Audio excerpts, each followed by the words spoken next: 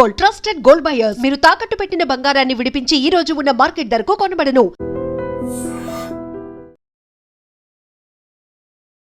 శబరిమలలో అసలు ఏం జరుగుతోంది? అనుకోకుండా 4.5 కేజీల బంగారం ఎలా మాయమైంది? నియమాల మాలతో సుగుణాల మెట్లపై నడిపించి కనిపించు అయ్యప్ప స్వామి. ఈ గోల్డ్ స్కాండల్ వెనకాల ఎవరున్నారు? సో కోర్టు కూడా అదే మాట ఉంది. ఇదేమన్నా ఫ్యూయలా, అది అలా ఆవిరైపోయిందని చెప్పడానికి ఇది బంగారం ఎలా మాయమైంది అనేది. దాని ప్రొసీజర్ ఏంటంటే, ఒకటి ప్రీస్ట్ మంత్రి అప్రూవ్ చేయాలి, next Travancore Devaswom board approve చేయాలి, అక్కడ ఒక స్పెషల్ ఆఫీసర్ ఉన్నారు ఆయన అప్రూవ్ చేయాలి.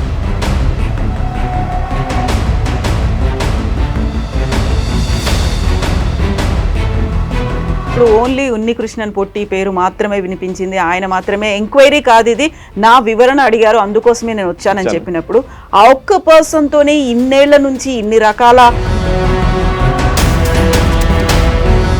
సిబిఐ ఎంక్వైరీ రాకపోతే జరగదు, బయటికి రాదు. ఎందుకంటే ఇంటర్ స్టేట్ రామిఫికేషన్స్ ఉంది దీంట్లో. అక్కడున్న దొంగల మీద ఇన్వెస్టిగేషన్ చేస్తున్నట్లు అయిపోతారు.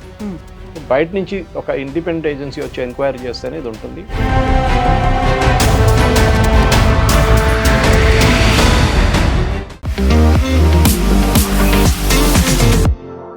నమస్తే, నేను Kavitha. Welcome to I dream news and నిజాలు. శబరిమలలో అసలు ఏం జరుగుతోంది? అనుకోకుండా 4.5 కేజీల బంగారం ఎలా మాయమైంది? ఈ గోల్డ్ స్కాండల్ వెనకాల ఎవరున్నారు? ఇంతకుముందే ధర్మస్థల వివాదాన్ని చూసాము, ఇప్పుడు శబరిమల వివాదం. సరికొత్తగా ఇప్పుడు హిందూ సనాతన సంస్థలకి సంబంధించి ఒక పెద్ద ఎత్తున ఉద్యమంలా చేయబోతున్నారు. ఈ రోజు నుంచి అయ్యప్ప నామ జపాలు కూడా జరుగుతున్నాయి. దీని వెనకాల ఎవరున్నారు? గోల్డ్ స్కామ్ వెనకాల ఏం జరిగింది? మనతో పాటుగా ఉన్నారు సీనియర్ జర్నలిస్ట్ సురేష్ కొచతిల్ గారు. సార్ నమస్తే. సో కోర్టు కూడా అదే మాట ఉంది. ఇదేమన్నా ఫ్యూయలా, అది అలా ఆవిరైపోయిందని చెప్పడానికి ఇది బంగారం ఎలా మాయమైంది అనేది.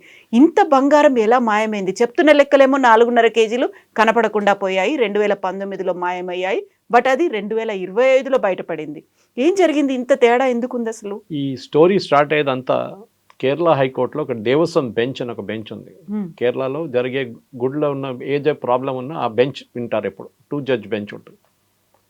ఆ బెంచ్ ఒకసారి ఇప్పుడు మొన్ననే ఈ ద్వారపాలక దాని శిల్పం బయట ఉన్న కవరింగ్ని చెన్నైకి తీసుకెళ్లారు.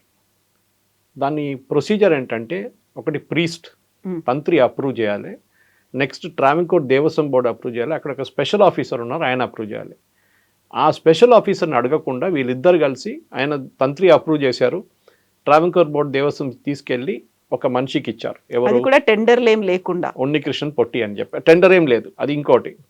ఎందుకంటే ఉన్నికృష్ణన్ పొట్టి అని ఆయన ఎప్పటి నుంచో స్పాన్సర్షిప్ తీసుకొస్తారు.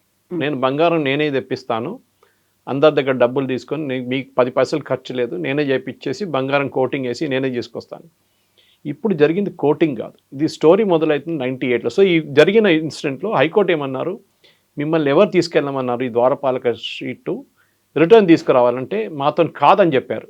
ట్రావెన్కోర్ దేవస్వం కూడా ఆలోచించండి, కోర్టుకు చెప్తున్నారు మాతో కాదు, చెన్నైలో పడి ఉంది, అది మేము తీసుకురాలేమని చెప్పారు. 2 రోజులు టైం ఇచ్చారు. 2 రోజులు రాకపోతే దెన్ వీ విల్ షో అని చెప్తే కోర్టు టక్మని వచ్చేసింది 2 రోజులు కూడా. అప్పుడు తిరిగి వచ్చినప్పుడు తెలిసింది దాంట్లో బంగారమే లేదని, మొత్తం అంతా రాగి. అప్పుడు స్టార్ట్ అయింది ప్రాబ్లం. సో హిస్టరీ ఎక్కడ మొదలవుతుందంటే 98లో విజయ్ మల్య 30.5 కిలోల బంగారం ఇచ్చారు క్లాడింగ్ కోసం. పాలిష్, ఇది కోటింగ్ కాదు, పలకలు వేరు. ఇది ఏం చేస్తారంటే ఉన్న కాపర్ దాని మీద మెర్క్యూరీ పెట్టి అంటించి ద్వారపాలక కానీ పైన రూఫ్ కానివ్వండి సైడ్ షీట్స్ మొత్తం కవర్ చేస్తారన్నమాట. వర్షం పడుతూనే ఉంటుంది కేరళలో, ఇప్పుడు మనకు తెలిసింది అది. ద్వారపాలక ఎక్కువ డ్యామేజ్ కాదు కానీ రూఫ్ అండ్ సైడ్ వాల్స్ ఎప్పుడు డ్యామేజ్ అవుతూ ఉంటుంది. ఈ ద్వారపాలకలో దాన్ని తీసుకెళ్ళినప్పుడే తెలిసిపోయింది బంగారం, దాని కూడా బంగారం ఉండే కదా, అది ఎక్కడ పోయిందని చెప్పేసి. తర్వాత అది కూడా చెక్ చేస్తే అక్కడ కూడా కాపర్ ఉంది, బంగారం లేదు. మనం పాలిషింగ్ అంటే అప్పుడు కూడా అనుకోవచ్చు, మనం రోల్డ్ గోల్డ్ ఉంటుంది మన దగ్గర, అప్పుడప్పుడు అది డల్ అయిపోతుంది, కొంచెం బంగారం పోతుంది. మనం ఒక 10 గ్రాములు వేస్తే దాని నుంచి 3 గ్రాములు పోతుందేమో, అట్లా ఒక యూసేజ్లో ఉంటుంది అన్నమాట. కానీ 30 కిలోల బంగారం ఎక్కడ పోయింది? ద్వారపాలక దాంట్లో 4 కిలోలు ఉండే, అది ఎక్కడ పోయింది క్లాడింగ్తో పాటు? ఇప్పుడు కాంట్రవర్సీ ఎక్కడ ఎందుకు మొదలైందంటే, ఈ ఉన్నికృష్ణన్ పొట్టి అని చెప్పి ఒక ఆయన ఉన్నారు అక్కడ. ఆయన చాలా సంవత్సరాల నుంచి ఆయన తీసుకెళ్తాడు, పాలిషింగ్ చేసో లేకుంటే క్లాడింగ్ చేసి తీసుకొస్తారు, మళ్ళీ ఫిట్ చేస్తారు. విజయ్ మల్య బంగారం ఇచ్చినప్పుడు ఇన్సిస్టెన్స్ ఏముండే అంటే ఆ టైంలో అక్కడే పని జరగాలి, ఇక్కడ సన్నిధానంలోనే పని జరగాలి. అప్పుడు నాన్ సీజన్లో మండలకాలం కాకుండా మలయాళం ఫస్ట్ మంత్ కాకుండా నడిమిట్లో 30 రోజులు వాళ్ళ దగ్గర ఉంటుంది, 28 days. ఆ టైం లోపల చేయాలని చెప్పి 98లో చేపించారు. అప్పుడున్న రికార్డ్స్ ప్రకారం 30 కిలోలు బంగారం పెట్టి క్లాడింగ్ చేశారు. అది అయిపోయింది. దాని తర్వాత రెగ్యులర్గా 4 సంవత్సరాలు, 5 సంవత్సరాలు, 6 సంవత్సరాలు ఒకసారి దీన్ని తీసుకెళ్ళిపోతారు, చెన్నైకి తీసుకెళ్తారు. నాకు అది కూడా అర్థం కాదు. కేరళలో ఉన్న ఇంతమంది జ్యువెలర్స్ మనం చూస్తున్నాం కదా, జాయ్ అలుకాస్ కానీ, జోస్ అలుకాస్ కానీ, మలబార్ గోల్డ్ కానీ, కళ్యాణ్ జ్యువెల్, వీళ్ళందరూ ఉన్నప్పుడు చెన్నైకి తీసుకెళ్లాల్సిన పని ఏమొచ్చింది వీళ్ళకి? అక్కడే చేసుకోవచ్చు కదా. అది కూడా వారం 10 రోజుల తర్వాత రీచ్ అయిందంట అక్కడికి. అది ఇంత విలువ అన్నది 10 రోజుల తర్వాత ఎందుకు? దాన్ని ఎస్కాట్ పెట్టి కేరళ పోలీసుతో పంపిస్తే ఒక రోజులో చెన్నై చేరుకుంటుంది. ఎవరు తీసుకెళ్లారు? పోలీస్ ఎస్కాట్ ఉండేనా? ఏం తెలియదు. జరిగినంతా ఇది స్కామ్ ఎక్కడ మొదలవుతుందంటే ఈ ట్రావెన్కోర్ దేవస్వం బోర్డు ఇప్పుడు కమ్యూనిస్ట్ వాళ్ళ కంట్రోల్లో ఉంది. మొన్న గ్లోబల్ అయ్యప్ప సంఘం చేపించారు 7 కోట్లు పెట్టి. అది పెద్ద కాంట్రవర్సీ ఇంకోటి. దాని తర్వాతనే మొదలైంది ఇదంతా. అది అయ్యప్ప శాపం అంటున్నారు వాళ్ళు ఇదంతా జరిగిన దానికి. ఇప్పుడు వీళ్ళేమంటున్నారు, కాంగ్రెస్ హయాంలో ఉన్న ట్రావెన్కోర్ దేవస్వం బోర్డు చేపించారు ఈ స్కామ్ అంతా, మేమేం చేయలేదు అంటున్నారు వీరు. సరే, వాళ్ళు చేపిద్దాం అనుకున్నాం, వాళ్ళ టైంలో జరిగింది. మీరెందుకు ఇది అన్కవర్ చేయలేదు? మీరు వచ్చి 10 సంవత్సరాలు అయ్యాయి కదా, ఇప్పుడు 11 అవుతుంది, 10 ఎప్పుడు అయిపోతుంది. 10 సంవత్సరాల్లో మీరు ఎందుకు బయటికి తీసుకురాలేదు? అది కాపర్ ఉండే బంగారం కాదని చెప్పి. ఇది అక్కడున్న మన దగ్గర నుంచి లక్షల వెళ్తున్న అయ్యప్ప మాల వేసుకు వెళ్తున్న డివోటీస్ మీద జరిగే ఏం చెప్పాలి, ఒక ఇన్సల్ట్ లాగా అనమాట కవిత గారు. ఎందుకంటే వాళ్ళు కష్టపడి అక్కడ వెళ్ళి హుండీలో డబ్బులు వేసి, అది కాకుండా మిగతా ప్రసాదం కొని ట్రావెన్కోర్ దేవస్వం బోర్డుకి వచ్చే డబ్బుల ఆదాయంతోనే ఇదంతా చేస్తారు. లాస్ట్ ఇయర్ కలెక్షన్ 430 కోట్లు. అది మండల దీక్షతో అది. ఎందుకంటే అది కాకుండా మలయాళం ఫస్ట్ మంత్లో ఒక 5 రోజులు తీస్తారు, అది ఎవ్రీ మలయాళం మంత్లో 12 times. ఈ దీంట్లో ఈ డబ్బులు ఎక్కడ పోయింది ఎవరికి తెలియదు. ఎందుకంటే వీళ్ళేమంటున్నారు, స్టేట్ గవర్నమెంట్ మేమే డబ్బులు ఇస్తున్నాం అయ్యప్ప స్వామికి అంటున్నారు. కాదు, 10 సంవత్సరాల నుంచి ఆడిటింగ్ జరగలేదు. లాస్ట్ ఆడిట్ జరిగింది 2014లో, ఇప్పుడు 2025లో ఉన్నాం, మన 11 సంవత్సరాలు అయింది, ఆడిట్ జరగట్లేదు. వీళ్ళకి ఒక ఇంటర్నల్ ఆడిట్ టీం ఒకటి ఉంటుంది. ఎప్పుడైనా ఏ దేవస్వం బోర్డు కానీ ఇంటర్నల్ ఆడిట్ టీం ఒకటి ఉంటుంది, మళ్ళీ ఎక్స్టర్నల్ ఆడిట్ టీం అంటే ఏజీ ఆఫీస్ నుంచి వచ్చి చేస్తారు వాళ్ళు. దాని తర్వాత ఏమైనా డిస్క్రిపెన్సీ ఉంటే అది సిఏజీ దగ్గరికి వెళ్తుంది. ఆడిట్ ఎందుకు చేయట్లేదు? అది ఫస్ట్ ప్రశ్న. ఎందుకంటే ఇది అంతా బయటపడుతుంది కదా దాంట్లోనే. ఆడిట్ వచ్చినప్పుడు వాళ్ళు చెక్ చేస్తారు, క్లాడింగ్ ఉందా లేదా, లేకుంటే ఎక్స్పర్ట్ని పిలిపించి చెప్పమా బంగారమా కాదా అని చెప్పేసి. సో దానికోసం ఆడిట్ ఆపెట్టారు. ఇప్పుడేమంటున్నారంటే ఉన్నికిషన్ పోటీ అన్నారు, ఇది కాదు, ఇంకా 2 ద్వారపాలకులు లోపల స్ట్రాంగ్ రూమ్ లోపల ఉందంట. ఆలోచించండి, డూప్లికేట్ ద్వారపాలకులు ఉన్నారంట లోపల, స్టోన్తోని, రాళ్ళతో తీస్తున్నారంట, గ్రానైట్తో. ఇప్పుడు అందరు అడుగుతున్నారు, అయ్యప్ప కూడా, లార్డ్ అయ్యప్ప కూడా డూప్లికేట్ ఉన్నా, అది కూడా లోపల స్ట్రాంగ్ రూమ్ మార్చేశారని. ఆ పరిస్థితికి వచ్చేస్తుంది ఇప్పుడు. ఆలోచించండి, ఎంత వీళ్ళు భక్తులతో ఆడుకుంటున్నారు వీళ్ళు, ట్రావెన్కోర్ దేవస్వం బోర్డు. వీళ్ళంటే వాళ్ళంటారు, వాళ్ళంటే కాంగ్రెస్ వాళ్ళు వచ్చి కమ్యూనిస్ట్ వాళ్ళు చెప్తున్నారు, బీజేపీ వాళ్ళు ధర్నా చేస్తున్నారు, అన్నీ నడుస్తుంది అక్కడ.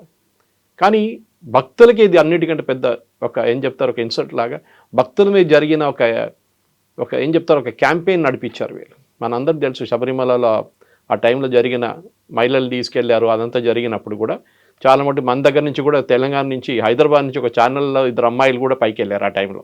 నేను ఆ ఛానల్ పేరు తీసుకొని కానీ అందరికి తెలిసింది అది. తో ఈ జరిగిన దాంట్లో ఈ గోల్డ్ క్లాడింగ్లో ఇప్పుడు పెద్ద గొడవ నడుస్తుంది. అక్కడ క్రైమ్ బ్రాంచ్కి ఇచ్చారు ఇన్వెస్టిగేషన్. కానీ అందరూ ఏం అడుగుతున్నారంటే, దీనికి ఇంటర్స్టేట్ ట్రాన్సాక్షన్ ఉంది అంటే, ఇది కేరళ ఒకటే కాదు, తమిళనాడులో కూడా జరిగింది. తమిళనాడులో ఉన్న జ్యువెలరీ కంపెనీ ఎవరు తీసుకెళ్లారు, వాళ్ళు అన్నారు మా దగ్గరకు వచ్చేటప్పుడు ఎప్పుడు దీంట్లో బంగారం లేకుండే, మేము మళ్ళీ దాని మీద బంగారం పెట్టి పంపిస్తుండే, ఎవరో స్పాన్సర్ చేసి ఆయన ఇస్తే బంగారం పెట్టి క్లాడింగ్ చేసి మేము పంపిస్తుండే. ఇప్పుడు అది క్లాడింగ్ ఉందా లేకుంటే గోల్డ్ కోటింగ్ చేశారా అది కూడా తెలియదు ఇప్పుడు.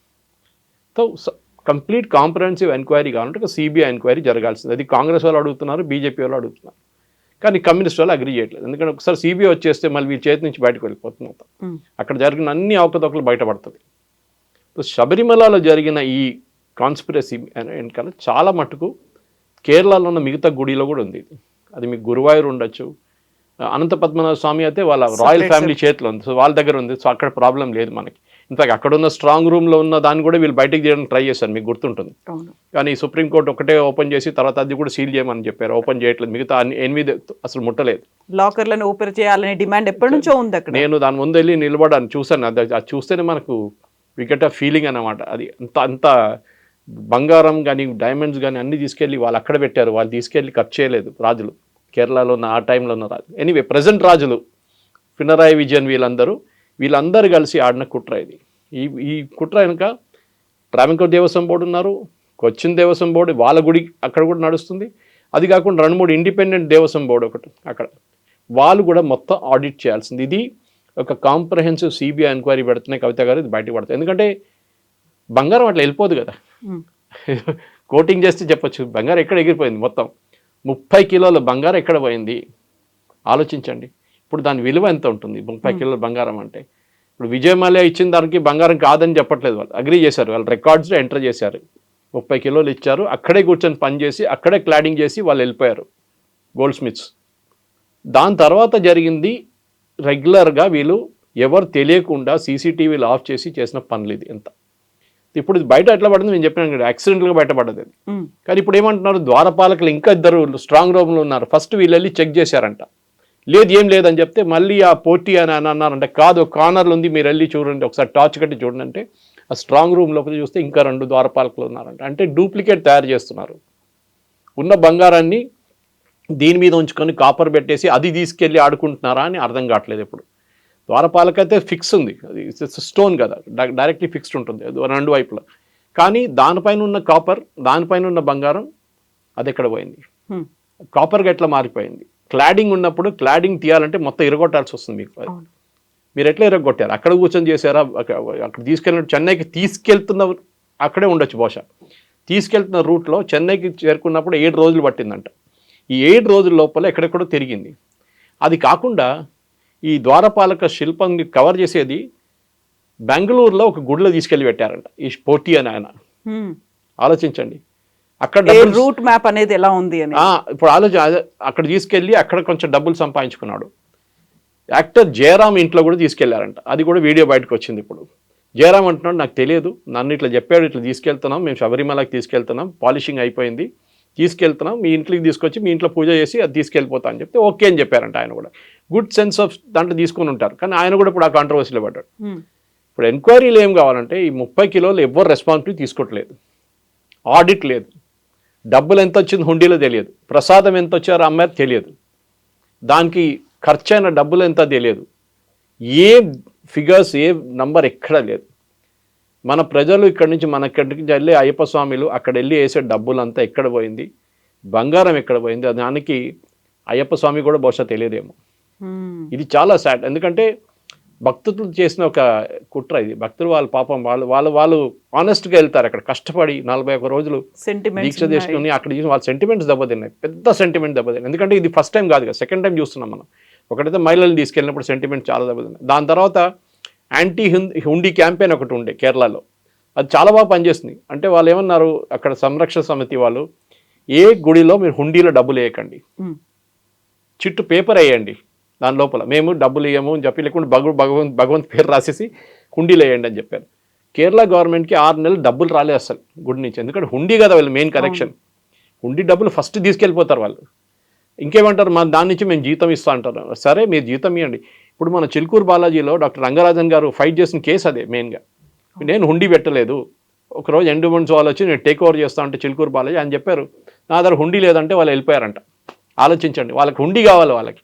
ఇక్కడ అయ్యప్ప గుడిలో కూడా అదే జరిగింది, బొలారంలో టేక్ ఓవర్ చేసుకున్నాడు ఎండోమెంట్స్ వాళ్ళు. ఒక 10 సంవత్సరాల ముందు వచ్చి ఫస్ట్ హుండీలో డబ్బులు కొట్టేస్తారు వాళ్ళు. 30% ఆడిట్ ఫీజు అంటారు. ఏం ఆడిట్ చేస్తారండి మీరు? ఆడిట్ ఫీజుకి 30% ఎందుకు హుండీ కలెక్షన్ నుంచి? మీరు ఆడిట్ చేయండి, మీ దగ్గర ఆడిట్ డిపార్ట్మెంట్ ఉంది కదా, మీరు జీతం ఇచ్చి పెట్టుకున్నారు కదా వాళ్ళని. సో శబరిమలలో ఈ జరిగిన అవకతవక కంప్లీట్గా ఇప్పుడు కూడా దాంట్లో క్లారిటీ లేదు. కేరళలో ప్రతి మీడియా ఛానల్లో ఇదే డిబేట్ నడుస్తుంది. వీళ్ళు వాళ్ళ మీద ఆరోపణ చేస్తున్నారు, వీళ్ళ మీద ఆరోపణ చేస్తున్నారు. నడిమిట్లో పోటీ అనే క్యారెక్టర్ ఉన్నారు, ఉన్నికిషన్ పోటీ అని. ఆయన అంటున్నారు, నాకు తెలియదు, నాకు ఇచ్చింది బంగారం కాదు, నాకు ఇచ్చింది కాపరు, నేను తీసుకెళ్ళి దాన్ని ప్లేట్ చేసి నేను తీసుకొస్తాను. దీని నడుమిట్లో ఈయన ఒక 40 కోట్లు దాకా ఆస్తులు కొన్నారంటున్నారు, బిల్డింగ్లు, ల్యాండ్ అంతా కేరళలో. ఎక్కడి నుంచి వచ్చింది 40 కోట్లు?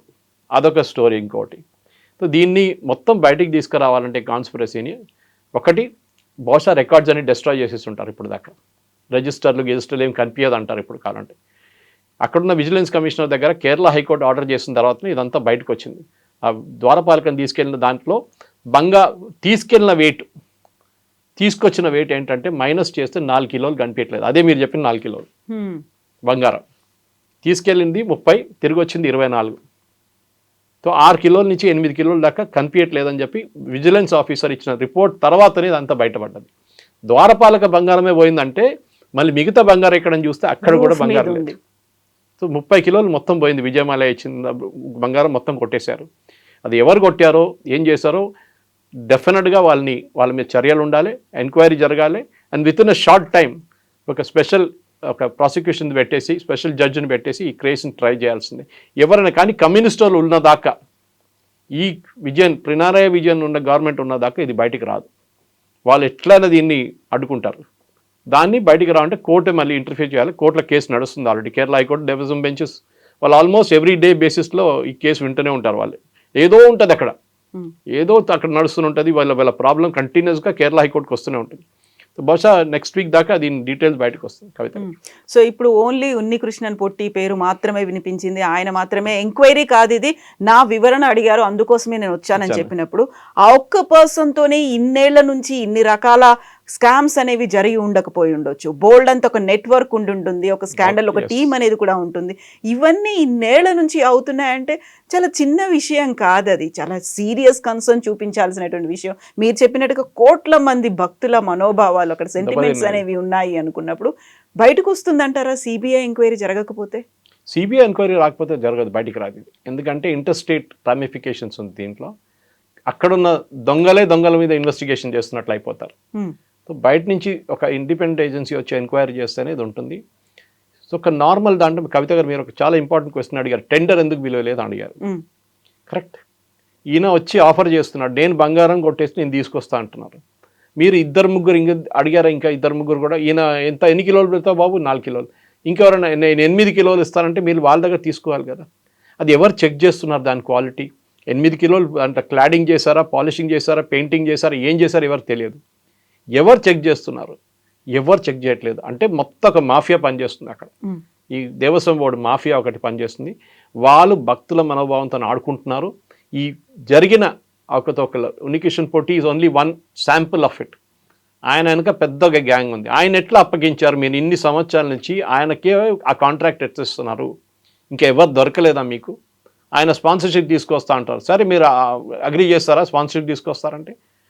మీరు డైరెక్ట్ టెంపుల్ చేసుకోవచ్చు కదా, గుడి వాళ్ళు చేసుకోవచ్చు కదా, వాళ్ళే అడగవచ్చు. డొనేషన్ అడిగితే కిలోలు తీసుకొచ్చి పడేస్తారు బంగారం కావాలంటే. వాళ్ళ దగ్గర ఆల్రెడీ ఉంటుంది బంగారం అంత మటుకు. కానీ అది కాకుండా మీరు బయటకు పంపించి పాలిషింగ్ చేయించి మళ్ళీ తెప్పించి మళ్ళీ ఫిట్ చేసి మళ్ళీ 4 సంవత్సరాల తర్వాత మళ్ళీ తీసుకెళ్ళి మళ్ళీ ఫిట్, లాస్ట్ ఇప్పుడు చూస్తే ఏం లేదు, బంగారమే లేదు, కాపర్ ఉందంట మొత్తం. సో ఎక్కడ పోయింది బంగారం? ఎందుకంటే ఇది ఏదో చిన్న క్వాంటిటీ కాదు, ఏదో ఒక 100 గ్రాములు 200 గ్రాములు కాదు, 30 కిలోల బంగారం ఎక్కడ పోయింది, షీట్లు ఎక్కడ పోయినాయి. అండ్ కోర్టు అడిగినట్టుగా ఇదేమో ఆవిరైపోయేది కాదు కదా, ఎండవేడికి కరిగిపోయింది అనేది కూడా కాదు కదా అక్కడ. అదే కదా ఇప్పుడు మీరు చెప్పొచ్చు, మనం అట్లా వేసుకున్న రోల్ గోల్డ్ గారు చెప్పొచ్చు, ఆ ఎక్స్క్యూజ్ చెప్పొచ్చు.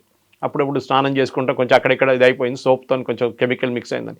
ఇది అదేం కాదు, వర్షం పడుతుంది కరెక్ట్, కానీ ద్వారపాలక దగ్గర పోయింది. ద్వారపాలక ఇస్ కవర్డ్ స్ట్రక్చర్, అక్కడ వర్షం పడదు కదా, దాని మీద ఏం చేయరు కదా. అప్పుడు ఎక్కడ పోయింది ద్వారపాలక? అది తీసుకెళ్ళినప్పుడు మీరు ఎందుకు ఇన్ఫార్మ్ చేయలేదు? అక్కడ విజిలెన్స్ ఆఫీసర్కి ఎందుకు ఇన్ఫార్మ్ చేయలేదు?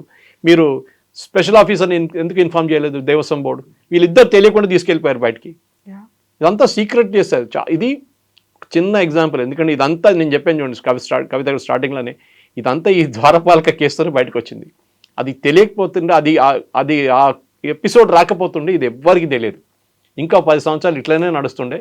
లాస్ట్ అడిగితే కాపర్ కూడా లేదంటారు, మళ్ళీ ఇది ఏదో అయన్ క్లాడింగ్ అంటారు. కావాలంటే ఇది వీళ్ళకి కుట్ర. ఇది మీరు గురువాయూర్లో కూడా ఇదే సేమ్ స్కామ్ అక్కడ కూడా ఉంది. డబ్బులు ఎంత వచ్చింది, ఎక్కడ పోయింది ఎవ్వరికి ఏం తెలియదు.